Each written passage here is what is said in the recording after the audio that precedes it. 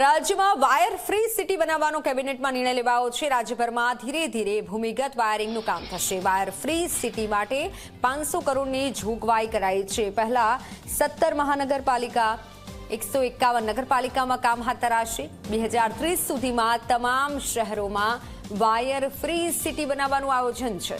પ્રથમ તબક્કામાં 11 કેવી ઓવરહેડ લાઇનોને અંડરગ્રાઉન્ડ કરાશે। લો ટેન્શન લાઇનોનું પણ ભૂમિગત રીતે કેબલિંગ થશે। ચોમાસા દરમિયાન વાયર તૂટવાની ઘટનાઓમાં હવે ઘટાડો થશે। શોર્ટ સર્કિટ અને વીજ અકસ્માતોની ઘટના પણ ઓછી બનશે।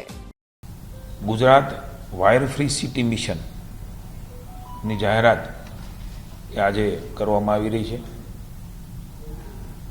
ઓવરહેડ વીજ વિતરણ નેટવર્ક સંપૂર્ણપણે અંડરગ્રાઉન્ડ એટલે કે ભૂમિગત કેબલ નેટવર્ક એ રૂપાંતરિત કરવામાં આવશે।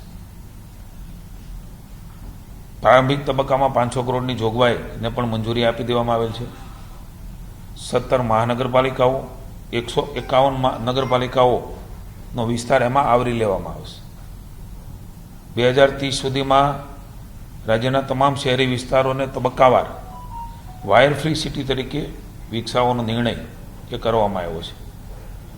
કુલ 14,600 circuit kilometre high tension overhead network તથા 31,400 સર્કિટ કિલોમીટર લો ટેન્શન ઓવરહેડ નેટવર્કને પણ તબક્કાવાર ભૂમિગત કરવામાં આવશે।